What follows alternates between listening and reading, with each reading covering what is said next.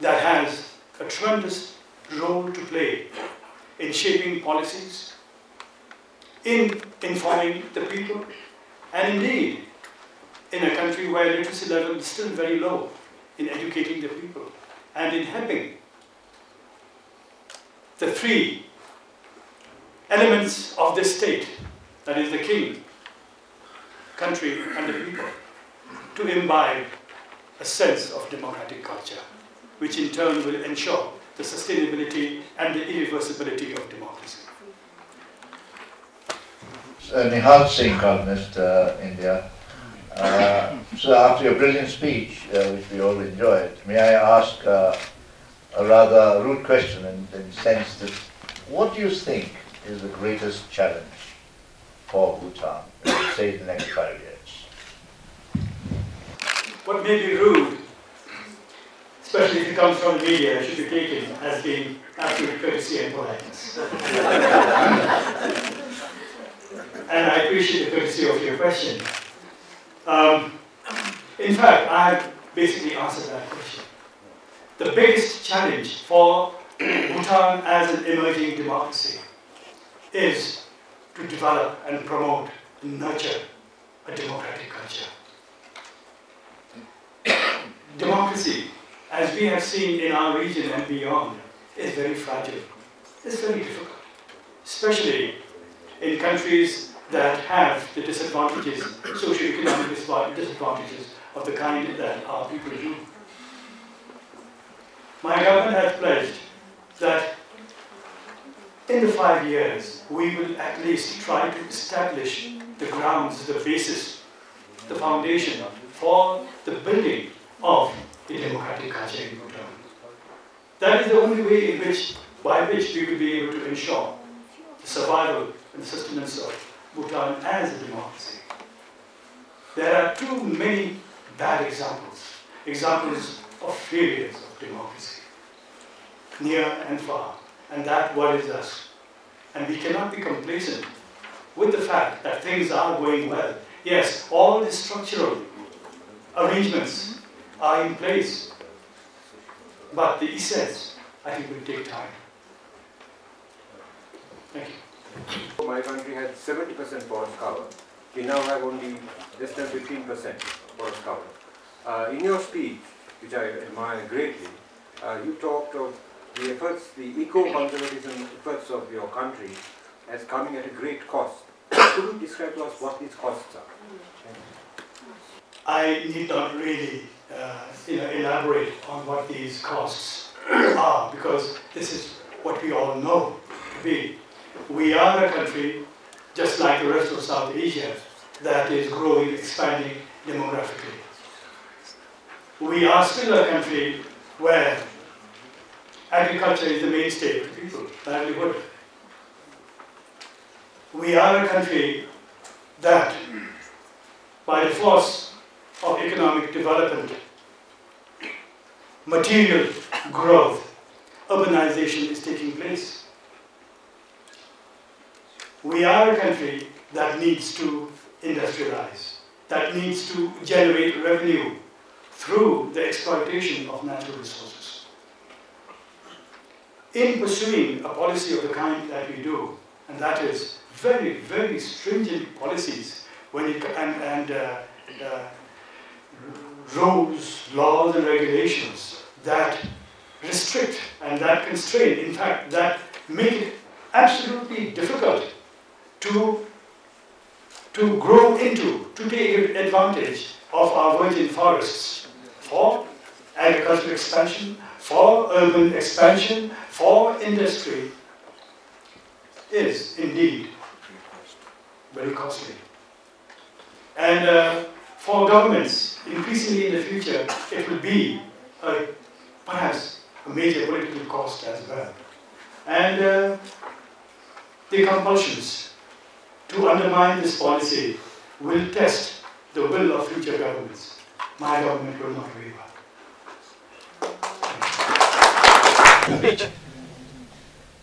G&H, from the GDP we are talking about now, what are the challenges for SAARC countries, where the global key player injecting everything on us in every sector? Well, very difficult, but we are going to make an attempt, and the attempt will come from Bhutan, with Bhutan proposing at the summit that the SAARC community consider very seriously the adoption of a new development paradigm, an alternative development paradigm that emphasizes less on consumption and more on mental and more on emotional, psychological, mental well-being. That we adopt a development model that is holistic, guaranteeing sustainability. A model that is based on the moral responsibility of this generation to share and to bequeath to future generations what we have received from past generations in terms of natural resources. Now, the will of the community, the will of the SAARC family is something that is going to be tested. It is going to be difficult. Change, in any sense, is a challenge. And change, those who have the will and the daring to undertake change often pay a heavy price. But I don't know as to how and in what manner Bhutan's proposal will receive reaction from the rest of the SAARC community. But it is time. We know there is a huge body of evidence to prove that our way of life is not sustainable, is not responsible. Now, how we react and respond to the evidence as opposed to the compulsion to go on producing more, to consume more by extracting more of the limited resources we have, and in the process creating so much of waste and polluting our environment, leading to climate change and global warming, is something that is going to be a challenge for us. And South Asia, I think, has the kind of heritage in terms of its culture, in terms of its values, to convince and to guide and to insist on the leaders to take bold and courageous decisions. We need not ape the West. The West, in fact, is already beginning to be disillusioned. While this may not be the case at the national levels, at the sub-national levels, there are leaders in government, there are leaders in community, non-governmental organizations who already feel that things must change, that we cannot go on living the way we do. I just returned from Japan last week, where I was invited by the private sector leaders. I was invited to speak at the annual corporate executives meeting. They were all multinationals. And what they spoke about was Japan going through a period of gloom, groping in the dark, because this unsustainable, this irrational, irresponsible macroeconomic structure based on which we have pursued development has crumbled, has crashed. And even as we see revival, as we see a recovery signs of recovery, as people claim in the West and in other economies, we know that this recovery is going to be short-lived. Because what has led to this recovery has been more of what has caused the Great Depression, the Asian financial crisis, and the current global economic meltdown. It's been more of the same poison. I think we have to have the courage and the daring, and you have a powerful role to play in creating that courage, in creating that will in our leaders. Thank you. Such profound food for thought. We will also head downstairs now for food for the body. And we will be informal. We are requesting all honourable guests to mix with all the visiting journalists. And thank you very much.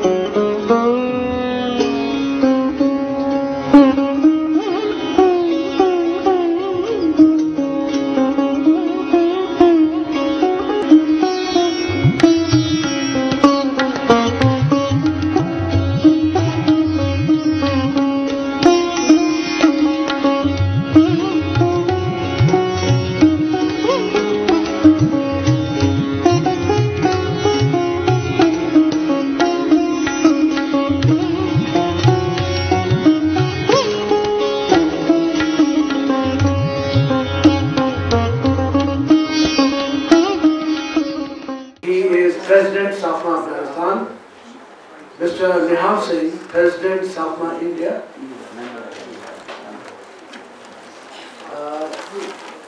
Lakshman Gunasekara, President SAARC Sri Lanka. Is Lakshman here? Yes. Hi, please come. And then we have Mariam Sohana, President SAARC Maldives. Mariam Sohana, please come. Then we have Nadru Zangpo, President SAARC Bhutan. Please come to the stage. Mr. Shiv Gonde, President SAARC Nepal. Morning. And Mr. Nusrat Javed, President SAARC Pakistan.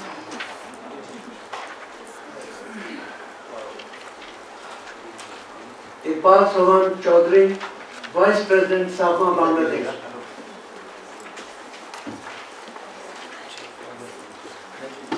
But our second ceremony is that we are looking for the flags, and the flags will be on their way anyway.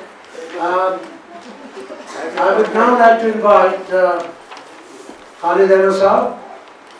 He is the Director, South Asia Media School, and please, I would request him to come forward here and take the presidium and give us the keynote address. And his subject is connectivity and information. Honorable Karyanzai and other leaders of SAFMA in the region. On the occasion of the 16th SAARC Summit, I think it should be in order to take a look at what has happened over the recent past years and arrive at some kind of assessment of where SAARC is going, how the nation states in South Asia are behaving, whether they know what destiny they have chosen for themselves when they joined SAARC, and whether the right lessons have been learned during the SAARC summits, whether the assertions made in the various declarations of the SAARC have been taken seriously, whether bilateral relations have stood in the way of the kind of integration that SAARC had envisaged.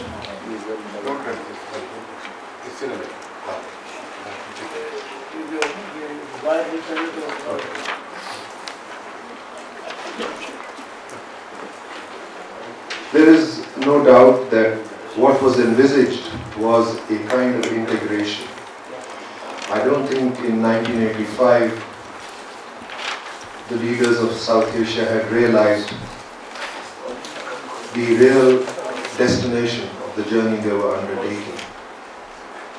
The idea of the state was still focused on the nation state.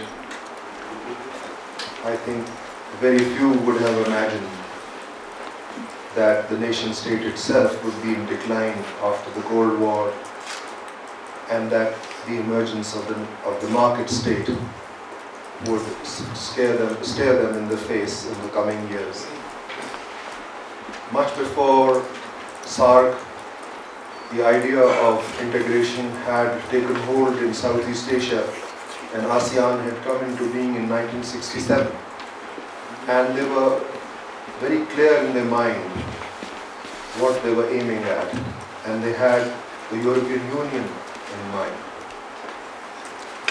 I'm not very sure whether the market state was the aim, but the mere fact that they were clear in their mind that they aimed at the kind of union effected in Europe meant that the leaders there wanted a market state, and the mood there was depoliticized enough to actually gradually negate the nation state.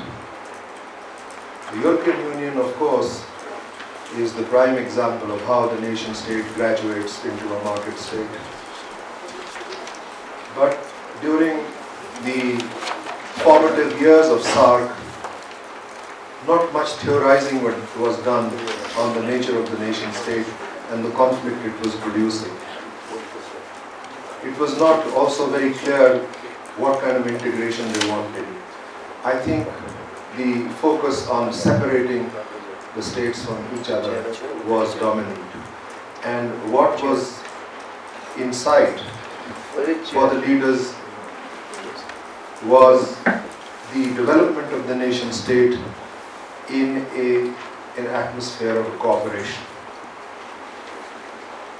In this, the emphasis on the nation state and its conflictual nature was heightened by the conflict that took place periodically between India and Pakistan. And I have to say that now that we are in the year 2010 and we have almost completed 25 years of the existence of SAARC, the obstacle remains the troubled bilateral relations between the two big states in South Asia. And the last time it happened was 2008. But there are many things which are different. And SAARC, though sporadic in its advance, has somehow effected a change. In Pakistan, the civilian governments, the elected governments, are more focused on a change of relationship with India. In Bangladesh also, there are signs that a normalization of relations will take place, and there is a much more intense focus on economic development. So we may be, without being conscious of it, moving towards the status of a market state, that we may be now looking at ourselves as markets rather than states. And as markets, we know that there is a great potential in South Asia for trading within itself. They say that this potential is about $80 billion. But looking at the advance that ASEAN has made since 1967, almost 60 years, there internal intra-regional trade is worth about 25%, which is, by their reckoning, a great achievement. But I think SAARC will have to quicken its pace because ASEAN has become very conscious of the fact that they have fallen down on their objectives.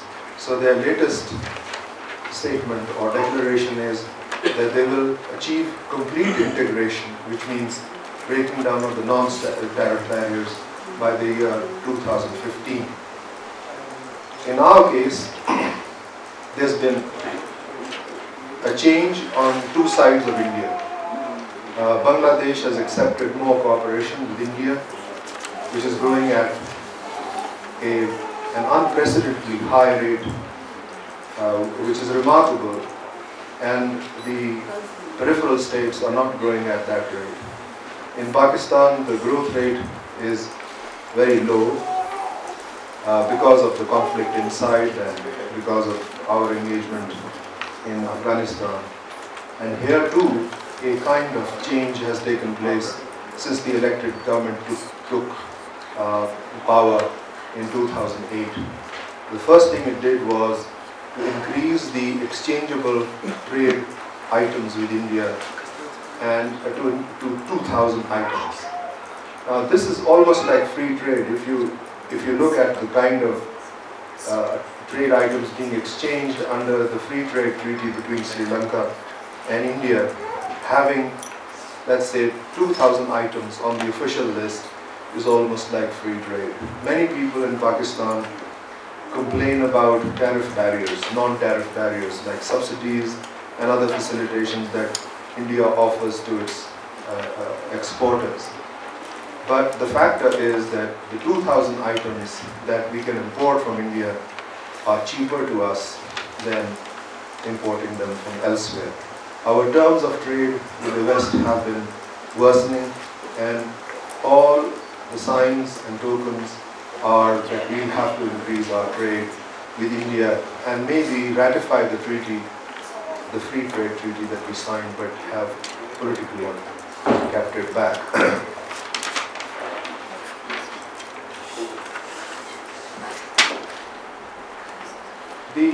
The idea of the market state has not really caught on. I think we are still, the people of South Asia are still thinking of the nation state. But the fact is that in Southeast Asia, most of the states, including significantly in Indonesia, is now making that journey from being a nation state to becoming a market. Over a long period of time, the people of Southeast Asia were trade-oriented. Their function was not as political as it was market-oriented. And therefore, ASEAN is bound to complete its journey and become a very large trading region with fewer obstructions to the movement of goods and services. South Asia also, I think, without articulating it very clearly, will become a market state. And next door to Pakistan, we have a remarkable example of the market states of United Arab Emirates. Muslims have not been able to deal with the notion of the nation state, but I think without articulating it, they are making good progress with the market states of UAE, where you find Indian owners employing Pakistani labor and Pakistani capitalists employing Indian employees. This came to the fore in the last meeting that we had in Pakistan, where one of our big capitalists, Mr. Razak Daud, said that he had a very large undertaking in the UAE where more than 50% of the people employed were Indians.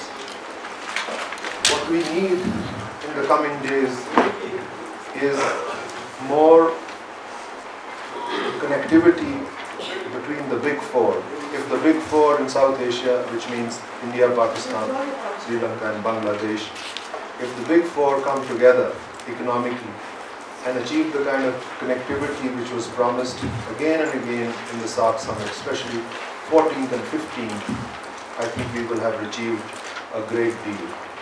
ASEAN has had a long journey, and compared to the years that they have tried, I think they have been slow, but SAARC can quicken the pace. Now that we realize that this connectivity has to be achieved, we are lucky that unlike SAARC, unlike ASEAN, there is cultural and civilizational connectivity in South Asia that nobody can deny. And the entertainment industry is once again expanding on the basis of this civilizational and cultural connectivity. What we have to do, as was promised in 15th last summit, after which there was this horrible incident in Bombay, that connectivity has to extend to infrastructure, that we have to build roads facilitating the movement of goods across the region. And what we signed on also included a trade corridor which would take Indian goods to Afghanistan, which is a member of SAARC, and from Afghanistan onward to Central Asia. Central Asia is the new developing area, where the economies are small, populations may be small, but in terms of natural resources and resources like electricity, it is quite rich. And in the coming days, I think the region of SAARC will be made to realize that it is short on energy, and this energy will have to come from somewhere. And I think signs are that it will have to come from outside the region. And it will be a great strategic defiance to my mind if SAARC decides to get the Iranian gas across Pakistan into India, and maybe from India, as some people in New Delhi have estimated, onto China. If that happens, the integration will have had a significant forward step. In 2006, the Central Asian republics gathered in Afghanistan, and they started thinking of how to link up among themselves and then to link up with the great South Asian market, where their goods are in great demand, especially natural resources. And I think we need to be ready for this kind of integration. That's this extra-regional integration, which is waiting to happen. There is no doubt that SAARC will have to integrate a region as an economy, and then will have to reach out to the regions that are adjacent to it. Above all, Central Asia, which has historic ties with us, trade ties with us. And the earliest trade routes that we had come from Central Asia. And we have to, first of all, set our own house in order and then reach out to Central Asia, where political development will also be greatly inspired by the connectivity with us.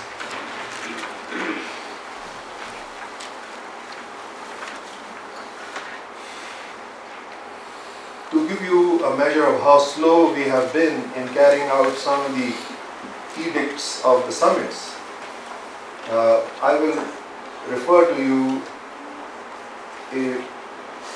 the decisions that were made as far back as 1996.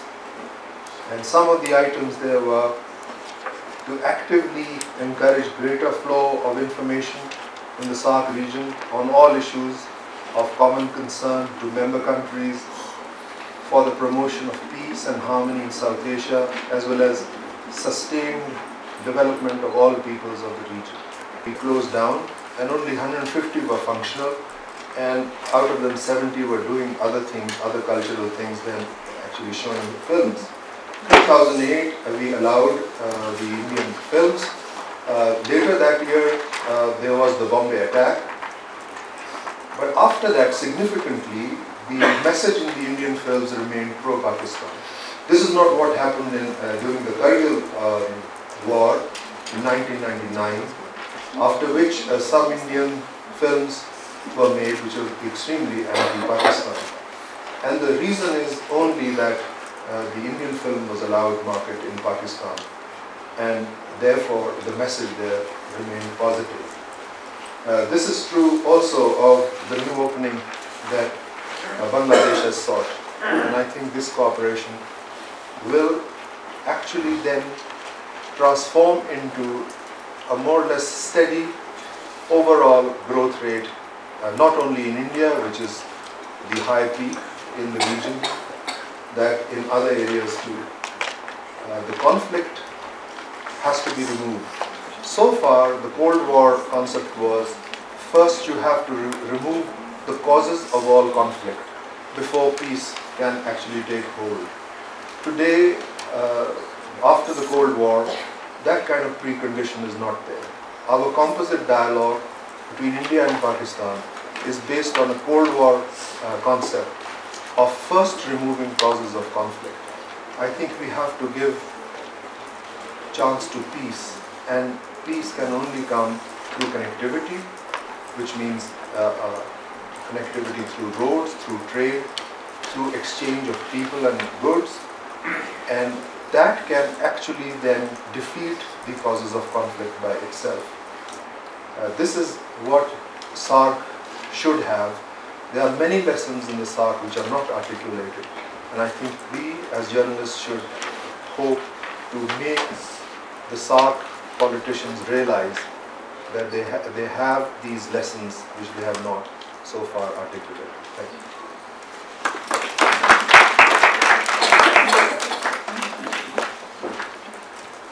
Thank you, Khalid. We have had a very beautiful picture which Khalid has presented. The necessity for connectivity and peace. He says we have to give, SAARC has to give a chance to peace. There are two things which he has said, and it's very, very clear what he has said, that if this region, South Asia, has to go forward economically, culturally, conflicts have to come to an end. One most unfortunate thing which has happened between the last SAARC and this SAARC, that when IPL League in India were selecting players for auction, I think throughout India there was a shock wave and people were very angry when the teams did not pick even a single player for Pakistan. That was a very big setback, and I think these sort of things have to end. And Khalid, I would also like to say that we have a think tank in SAFMA, and we have a journal. I will urge all of us here, please continue to contribute in that. If we are going to be an associate of SAARC, we have to take our role more seriously and get our act together. I will now invite the only one in Jazz Ahmed, the Secretary General of Jazz Aram Saab, the Secretary General of SAFMA, to give us another pep talk. Thank you. Perhaps this will be my last address to the SAARC General Summit. I have attended the last 5 summits, and there should be a new Secretary General, and will be a new Secretary General who will be conducting the next SAARC General Summit. Second, that we have brought one change, that as this summit in future as well, the SAARC General Summit will be joint venture of SAFMA, SOM and SAFC. That will also provide us the occasion to have the regional executive body meetings of the 3 networks and initiatives, that is SAFMA, SOM and SAFC. I feel that this one is also dominated by SAFMA rather than a joint venture, but it will remain so because SAFMA remains an associate body of SAARC. You have to bear respect, but SOM and SAFC can have their separate activities and conferences, while SAFMA will have a very marginal and, if you allow, backbenches role. Yesterday, I had during the inauguration, had presented some points to the Prime Minister. In fact, when Khalid Saab and we in the Central Secretariat worked on this, we were wondering where are the materials we could get source materials on information and communication. There was nothing on the SAARC website. There is nothing in any of the proceedings except for two. That is one paragraph each in two SAARC summits and one transport ministers meeting where they visualized three corridors, one connecting Afghanistan, Pakistan, India, Bangladesh and Nepal. Other was connecting Kochi and sea link between Sri Lanka and also third was a goods train going through India from Pakistan to Nepal and Sri Lanka. But there is also a very interesting thing, that is information highway, which is among the four countries. I think perhaps of web-stack countries, which include Burma, which include Bangladesh, not Burma, Bangladesh, Bhutan, Maldives, and India. They are developing a highway, information highway. And then there is this SAARC Information Ministers meeting, which evolved a plan of action. When we went through that plan of action and compared that with SACPA's input since 2000, it was very stunning that we have achieved almost all those points, which were basically part of the action plan. And the SAARC has not moved it or moved on any of them front. What are they?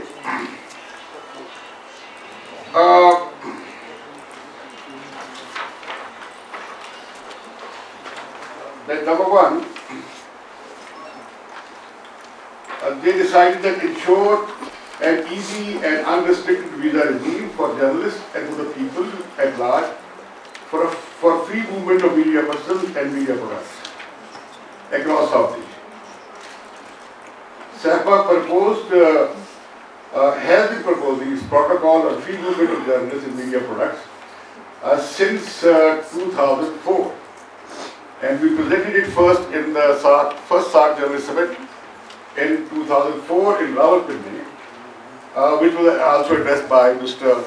Yashwant Sinha and Khurshid Kusuri, and we made them embrace each other before that famous agreement between General Musharraf and Prime Minister Wijnaldum.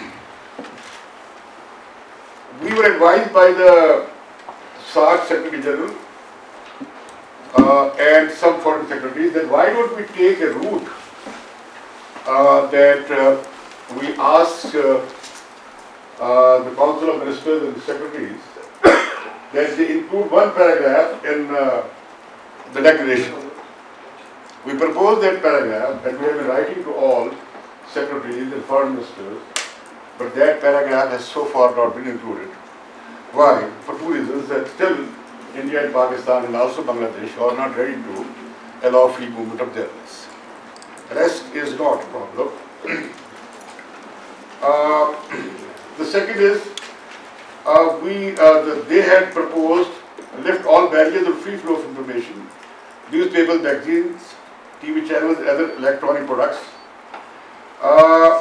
So what we have done is that we have been demanding this, that these restrictions on media products be removed. What is the hindrance? There is no hindrance, say, in Pakistan, for example, for Indian magazines to come to Pakistan. Even I subscribe from Pakistan for a journal that can be withheld at the customs.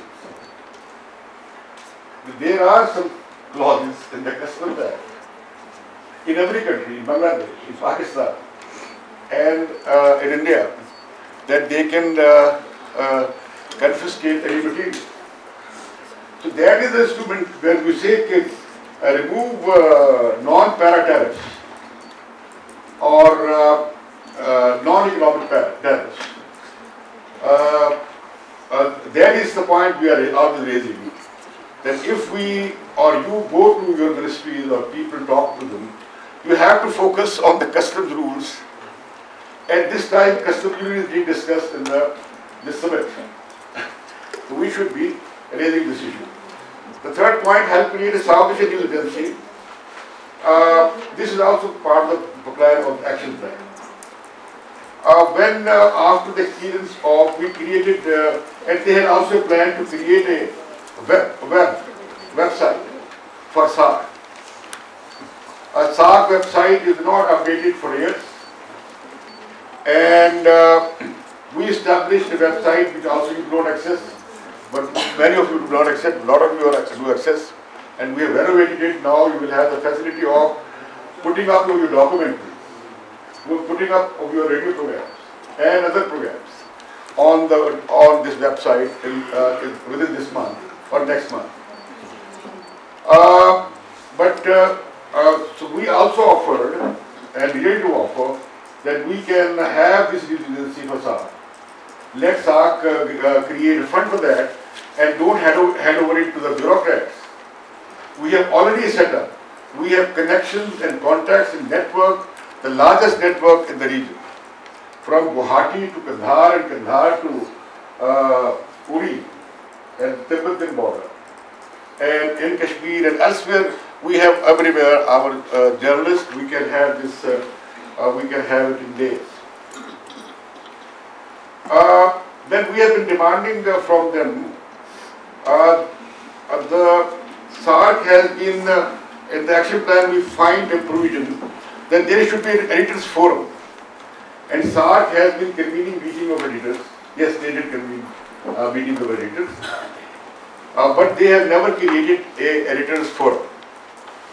So what we have done in this regard, that we have held 8 all South Asian regional media conferences and had been inviting the journalists from all political divides and have been trying that mainstream journalists come on board.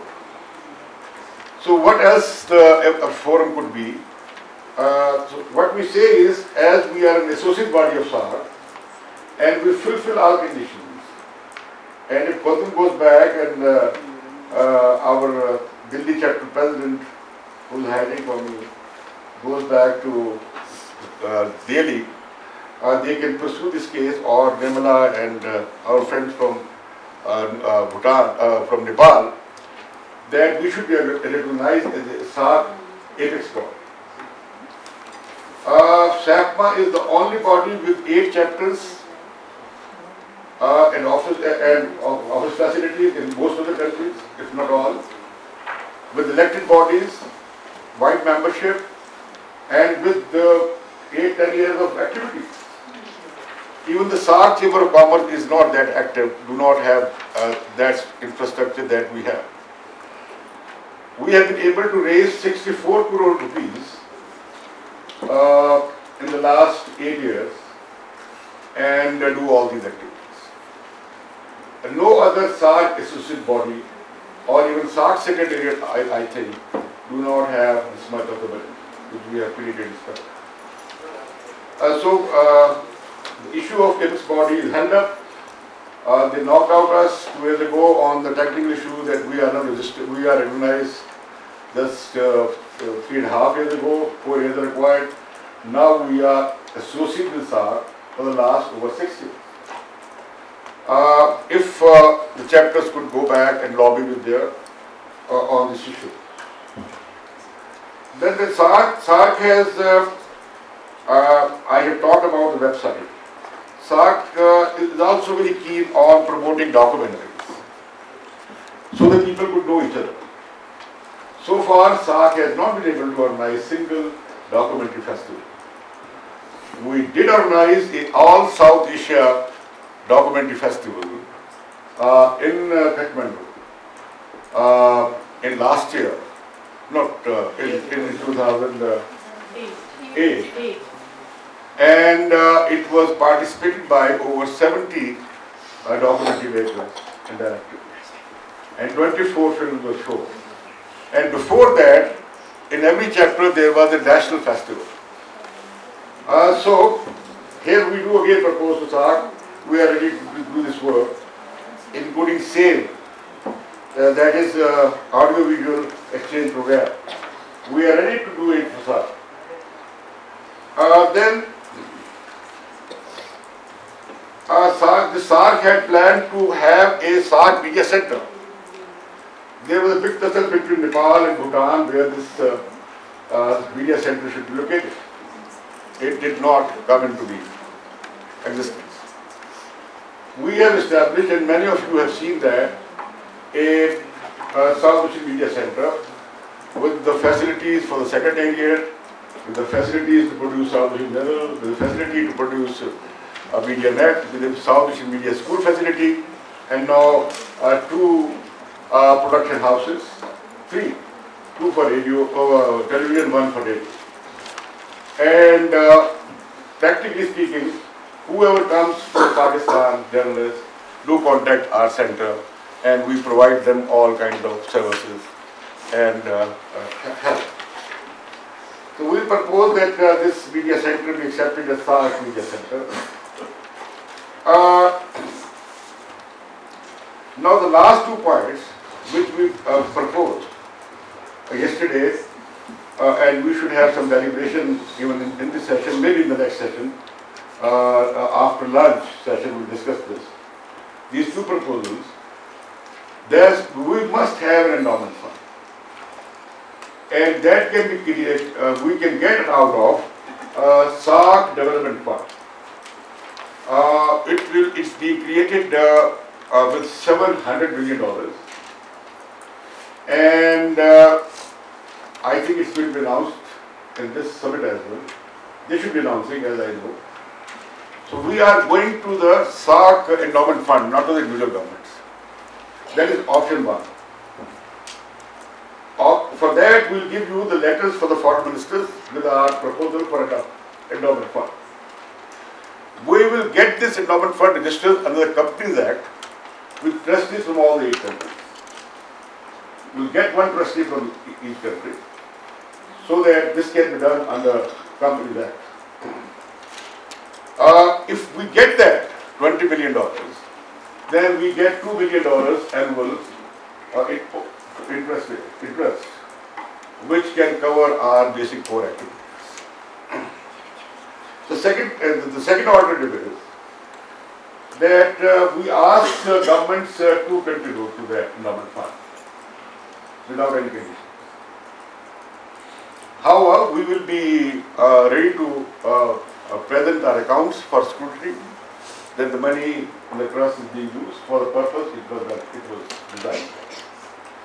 The last point was, which I raised yesterday, that we are running a school and it's a very high cost school, in the sense that when we run school for 2 months, we pay for their airfare, we pay for their stay, we pay for a high quality faculty, we pay for international trainers, and luckily we have now Satish and his friend who have volunteered to give training to next radio course. We were planning last February, but it was postponed because of this terrorism.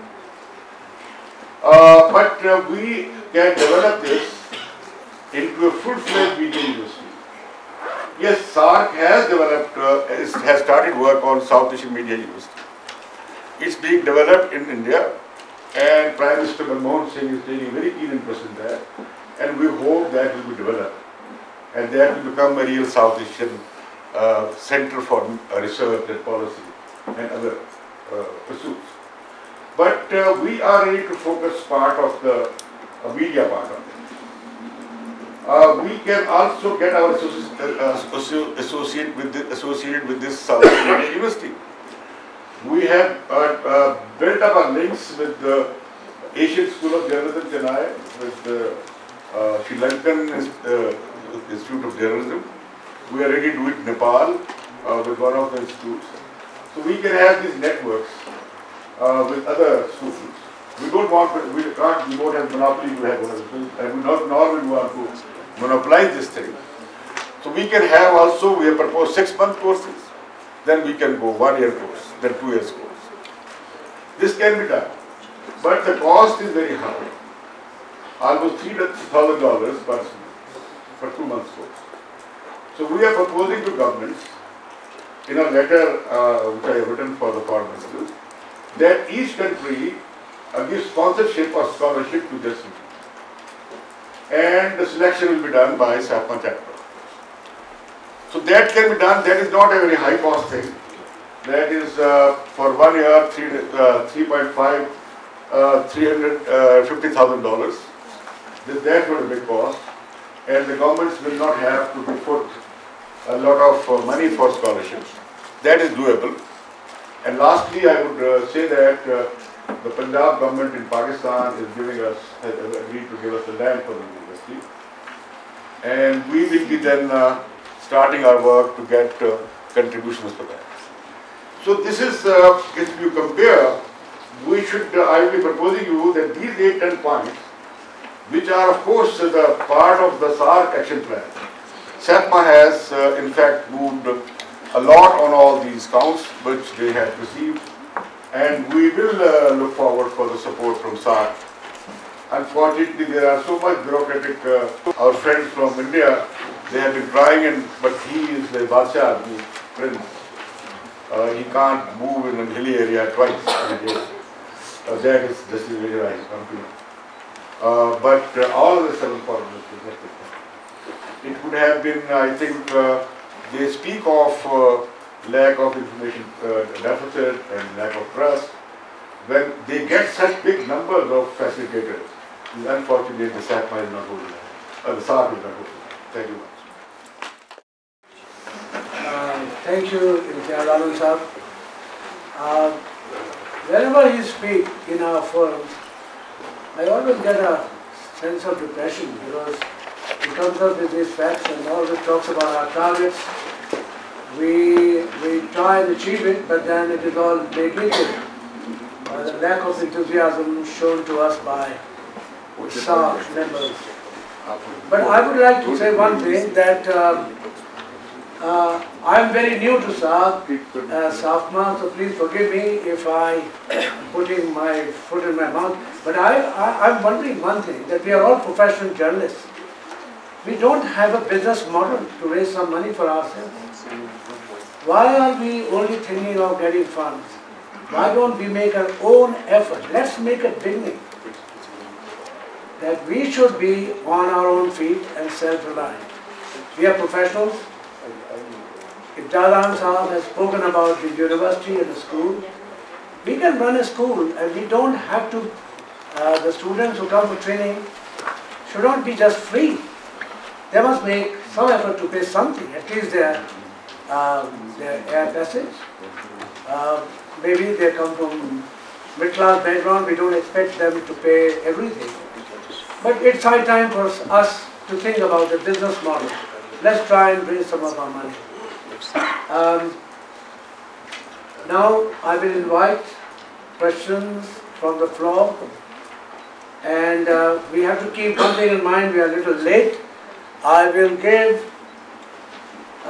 it's 11 o'clock, we have 20 minutes, I'm sorry, but we have to restrict the time. And that's my training with BBC. Our first question comes from the, I'm sorry, he raised the front. From my friend from Thank you very much. Just it is a suggestion that in terms of contribution, organizations in Afghanistan, like on radio courses, our organization and Radio Ariana, which is part of the Ariana network, can contribute to the training, on-the-job training of the participants of these courses. This would be a contribution in kind, contribution in services, which will then require, or a requirement from our side to SAFMA would be to take our students. So in this way, the students will not be taken for free. But this is our suggestion. Afghanistan should become an active participant in all these training courses. Thank you very much. My name is Martin Vaseka, and on behalf of the SAFMA Sri Lanka delegation, I wish to express my... Just in my... Can't you hear me? Keep distance. Yeah. On behalf of the SAFMA Sri Lanka delegation, I wish to express my deep appreciation about the efforts and success of Bhutan SAFMA chapter in facilitating this South Asian Journalist Summit. We are very grateful for the hard work and the achievement in providing this facilities for us. Thank you very much. And we must also show our appreciation to the support given to the Bhutanese chapter by the Indian SAARC chapter, especially Sati and Unyan. I'm sorry, given this short time, that I'm unable to make comments on this on the very incisive but nevertheless concise presentation by Khalid Ahmed. But Imtiaz's very important business matters need focus. I think SAARC Sri Lanka fully supports the proposals made by Imtiaz, as usual, because they are always very practical and very innovative ideas. Although we may, as usual, have reservations about the process in developing those ideas, but knowing Imtiaz's style of avant-gardism, leading head on, is not surprising. In practical terms, I agree with the need for a business model, and I think given the style of initiative enterprises in the world today, especially in third world situations, it is practical to start off with a subsidized base. And we may not have big capital behind us to subsidize us. The big capital comes from the donors. And I think in that sense, Imtiaz again has been successful in providing the basis of a subsidy of the donor inputs all these years. 664 crore dollars. That's I agree, it's phenomenal for an NGO in South Asia to achieve that. I think SAARC Sri Lanka fully supports the initiative. And if you look at it in terms of that as a business model, we have now a subsidized basis. So I think knowing India's grand vision, it would be logical as we establish our credentials, and that's business, as we establish our credibility in terms of content, of viability and usefulness for the market and for the industry, then we can start levying fees and perhaps even outsourcing to management of some private enterprise, perhaps a collaboration venture between some SAARC states. So again, I think SAARC Sri Lanka would see this as the way to go. A practical suggestion is that just as you are going to provide us with a draft memorandum for I forget which endowment fund. Could you also provide us with a draft memorandum for the Apex body? For the Apex body proposal as well. That would be very practical and useful. So that's one. Also about the university, again I think it's very creative, and it's not new, though in a sense. In other sectors it's already happened, and that is it's possible to develop a syndicated or a coordinated minimum standard qualification at academic level, perhaps coordinated between Asian College of Journalism, SAMS, Southeast Sri Lanka College of Journalism, and an Indian college. If you develop a coordinated qualification, in other sectors, I know they have such coordinated qualifications, and that then provides a professional basis. So it's a matter of dialogue with these institutions to develop it. Thank you. Thank you, Lakshman. Well, we are naturally, we think of in terms of media, but one thing we can train our young people for future generation, that is in the field of business and media management and also journal management. Maybe with our school, and I'll urge Khalid to think of that, the media school, if we can also develop a course for management, media management, not just journalism. Now, thank you, that's very encouraging, and I have you can sit there, we'll give you a mic. No, I don't need a mic. I know you have a booming voice, but would you please use the mic?